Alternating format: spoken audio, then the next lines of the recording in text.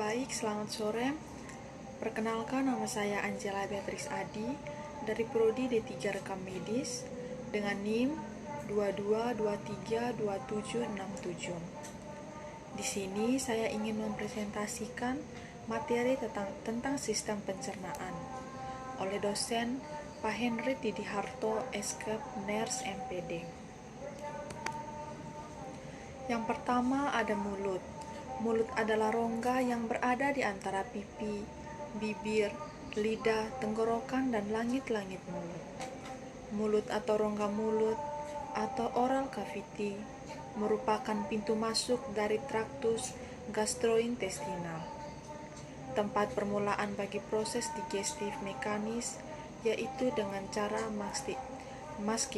mastitikasi atau mengunyah, dan juga proses digestif kimiawi melalui enzim yang terdapat dalam saliva. Yang ke B ada fungsi mulut. Mulut mempunyai fungsi. Yang pertama, jalur bagi keluar masuknya udara. Yang kedua, menjadi gerbang utama bagi makanan dan minuman untuk masuk ke dalam tubuh.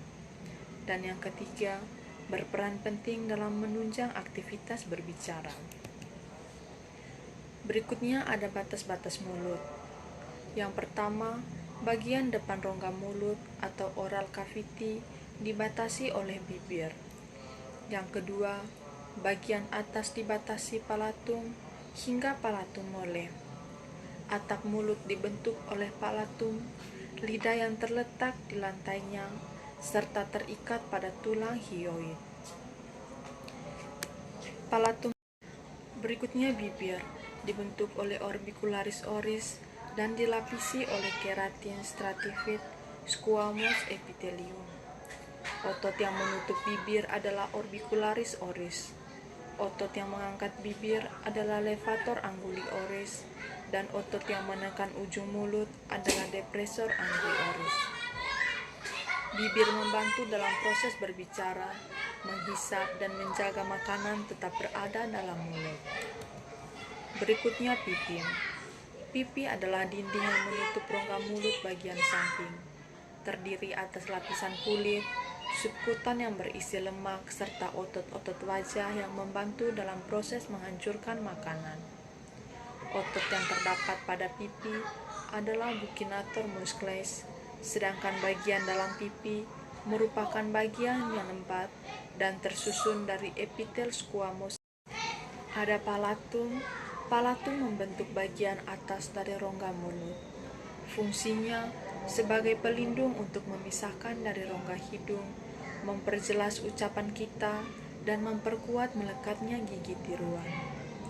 Palatum atau langit-langit terbagi menjadi dua, yaitu yang pertama palatum burung atau palatum keras, tersusun atas tajuk-tajuk palatum dari sebelah depan tulang maksilaris. 2/3 bagian anterior atap rongga mulut dilapisi mukosa, mengandung kelenjar mukosa kecil atau glandula yang menghasilkan mukus untuk melumasi makanan yang sedang dikunyah. Yang kedua, palatum mole atau palatum lunak, terletak di belakang yang merupakan lipatan yang menggantung dan dapat bergerak. Terdiri dari jaringan fibrosa dan selaput lendir. 1/3 bagian posterior berperan dalam proses menelan saat bergabung dengan dinding posterior, menutup bagian jalan makanan dari saluran napas bagian atas. Berikutnya ada gigi. Makanan akan dihancurkan oleh gigi yang berjumlah 32 buah. 16 buah pada setiap rahang. Terdapat 4 jenis gigi, yaitu yang pertama ada incisivus atau incisif, disebut juga dengan gigi serim. Letak gigi ini ada di bagian depan. Fungsi gigi seri adalah untuk memotong atau mengiris makanan. Jumlah gigi seri pada anak-anak dan orang dewasa dalam setiap rahang adalah 8 gigi. 4 buah di atas dan 4 buah di bawah. Yang kedua ada canina atau caninus. Gigi ini disebut juga dengan gigi taring. Gigi taring ini mempunyai permukaan atau berujung tajam. Letaknya di sudut mulut dan berbentuk runcing. Fungsi gigi taring adalah untuk merobek makanan. Jumlah gigi canina atau caninus atau gigi taring pada anak-anak dan orang dewasa dalam setiap rahang adalah 4 gigi, 2 buah di atas dan 2 buah di bawah.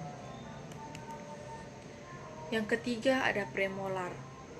Gigi ini disebut juga dengan gigi geraham kecil. Letaknya di belakang gigi taring. Fungsi gigi premolar atau geraham kecil untuk merobek dan membantu mengunyah atau menggiling makanan. Jumlah gigi premolar pada orang dewasa sebanyak 8 gigi. 8 gigi buah di atas dan 4 buah di bawah. Sedangkan untuk anak-anak tidak mempunyai gigi premolar. Yang keempat, molar. Gigi ini disebut juga gigi geraham besar. Letaknya di belakang premolar. Fungsi gigi molar atau geraham besar untuk mengunyah dan menggiling makanan.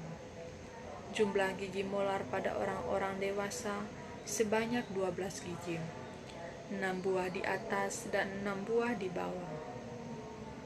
Tapi kadangkala gigi molar 3 bisa saja tidak tumbuh, dan seringkali juga ditemui gigi molar 3 tumbuh miring, sehingga sering menimbulkan keluhan dan harus dicabut dengan jalan operasi.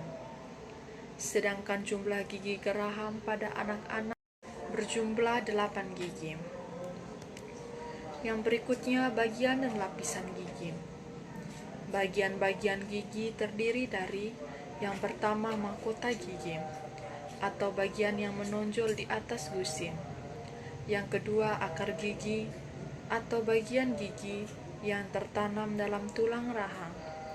Yang ketiga leher gigi atau tempat bertemunya mahkota dan akar gigi.